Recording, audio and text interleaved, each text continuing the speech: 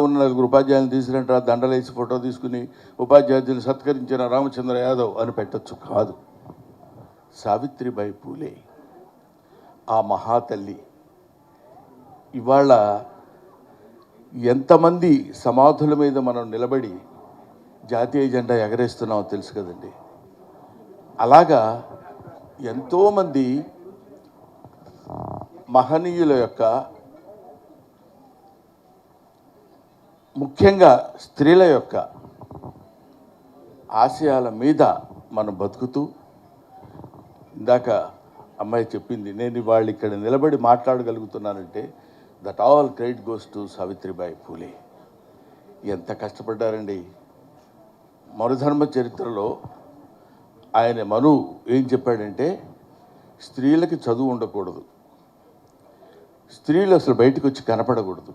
Almost ఇప్పటికే అవే కొంచెం follow అవుతున్నట్టున్నారు. స్త్రీలు చదువుకోకూడదు, స్త్రీలు బయటకు వచ్చి మాట్లాడకూడదు. అందుకనే ఇప్పటికీ మనకి కొన్ని బాగా మారుమూల పల్లెటూళ్ళలోకి వెళ్ళినప్పుడు ఎవరైనా ఇంట్లోకి వచ్చి మాట్లాడితే గబుగ్గురు గుమ్మం పక్కకి వెళ్ళి వారు లేరండి ఇంట్లో అని చెప్తారు. అది సంప్రదాయం అని. అదే కాకుండా ఇంకా ఇంకా ఇంకా స్త్రీ చదువుకుంటే వేదాల్లో చెప్పబడింది ఏంటంటే వర్షాలు పడవు, కరువు కాటకాలు వస్తాయని. ఆ భయం కూడా పెట్టారు. ఎంతవరకు స్త్రీ జాతిని అణగదొక్కాలో అంతవరకు అణగదొక్కుతూ వాళ్ళు పైకి రాకుండా ఉండాలని కోరుతూ, వాళ్ళకు ఒక వ్యక్తిగతమైనటువంటి అభిప్రాయం ఉండకూడదు. లేడీస్ అంటే దానికి లేడీస్ తయారైపోతున్నారు అంటున్నారు ఈ మధ్య కూడా. అదేంటి, లేడీస్ అసలు మనుషులు కాదా, వాళ్ళు తయారవ్వకూడదా? అందుకని ఇంకా భయంకరమైనటువంటి ఆచారాలు కూడా చిన్నప్పుడు, మాకంటే ముందు తరం వాళ్ళ దగ్గర సతీ సహగమనం. భర్త చచ్చిపోతే భార్యని చితులకు తోసేవాళ్ళు. ఎందుకంటే మనకి కొన్ని అద్భుతమైనటువంటి ఆలోచనలు, మరి ఆ నమ్మకాలు ఇవన్నీ ఉండేవేమో. ఇప్పుడు ఆ నమ్మకాలు దేవుడి దయ వల్ల లేవు. లేకపోతే వీడితో పాటు వాడితో పాటు వాళ్ళు మొత్తం అంతా వెళ్ళిపోయి దూకేసి వీడి ఆత్మ ఇటో వెళ్తుంది, ఆ ఆత్మతో పాటు ఈవిడు కూడా వెళ్ళిపోవాలి. ఇద్దరికి కొంచెం ఇబ్బందికరమైన పరిస్థితి అది. ఈ జన్మతో దీన్ని వదిలించుకుందామని వాడు అనుకుంటే కుదరదు, వీడి జన్మకి వీడు లేకుండా ఉంటాడు అనుకుంటే అది కుదరదు. ఇద్దరు మళ్ళీ అక్కడికి వెళ్ళినా సరే నా కర్మ ఇలా కాలింది ఏంటని అనుకునే స్థితి లేకుండా, ఇది ఇప్పుడు మనం చక్కగా చెప్పుకోవడానికి నవ్వుటానికి వీలుగా ఉంటుంది. కానండి, ముక్కు పచ్చలారని ముద్దు బిడ్డలు, చిన్న పిల్లలు, ఆడపిల్లలు భర్త ఏదో కారణం చేత చచ్చిపోతే, ఆ రోజుల్లో ఇంకా బాల్య వివాహాలు ఉండేవి. చిన్నపిల్లల్ని తీసుకెళ్ళి పెద్దవాళ్ళకి ఇచ్చి వివాహం చేయడం, అది ఎంత దుర్మార్గం ఒకసారి ఆలోచించండి. అందుకే కన్యాశుల్కంలో గురజాడ అప్పారావు చెప్తాడు, పుత్తడి బొమ్మ పూర్ణమ్మ అనే స్టోరీలో ఏం చెప్తాడంటే, మీరు జాగ్రత్తగా పరిశీలించండి, 10 ఏళ్ల పిల్ల, పసికందు, దానికి ఏమీ తెలియదు. దాన్ని 60 ఏళ్ళ 70 ఏళ్ల వాడితో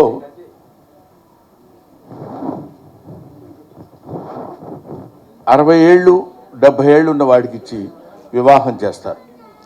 వివాహం చేస్తే ఆ వివాహం చేసిన వాడికి అంతకుముందే భార్యలు ఉన్నారు. ఆ భార్య చచ్చిపోయింది. భార్య లేకుండా వీడు చచ్చిపోతే వీడికి స్వర్గప్రాప్తి ఉండదు. కాబట్టి భార్య కావాలి కాబట్టి ఒక అమ్మాయిని తీసుకొచ్చి ఇతనికి ఇచ్చి వివాహం చేయాలి. ఆ అమ్మాయిలు చిన్నపిల్లలు, బాల్య వివాహాలు.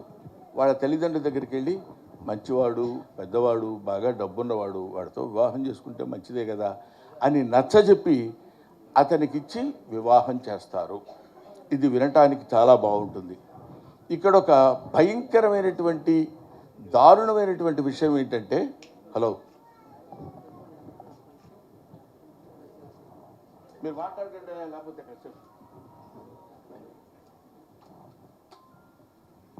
ఇక్కడ చాలా అర్థం చేసుకోవాల్సి, హృదయ విదారకమైన విషయం చెప్తున్నప్పుడు ఫోటోలు ఎప్పుడైనా తీసుకోవచ్చు. ఒక ఫోటో మిస్ అయినా కూడా పర్వాలేదు. 70 ఏళ్ల వయోవృద్ధుడు గదిలో ఉన్నప్పుడు 9 ఏళ్ల ఆడపిల్లని అలంకరించి, దానికి శృంగారం తెలియదు, ముద్దు ముచ్చట తెలియదు, ఏమీ తెలియదు. అలంకరించి పూలు పెట్టి చీర కట్టి పాల గ్లాస్ చేతిలో ఇచ్చి ఆ గదిలోకి తోస్తారు వీళ్ళు. అది అక్కడికి వెళ్తుంది. ఏం మాట్లాడాలో తెలియదు, ఆయనతో ఏమి బిహేవ్ చేయాలో తెలియదు, ఎలా ప్రవర్తించాలో తెలియదు.